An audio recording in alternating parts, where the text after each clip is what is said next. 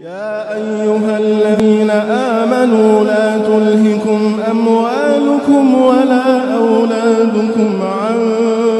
ذكر الله ومن يفعل ذلك فأولئك هم الخاسرون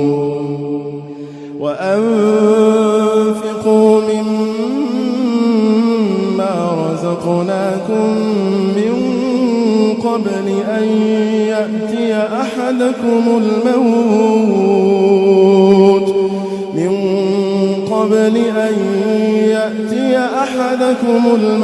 فيقول رب لولا أخرتني إلى أجل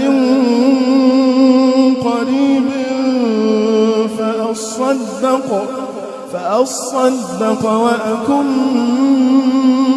من الصالحين ولن يؤخر الله نفسا إذا جاء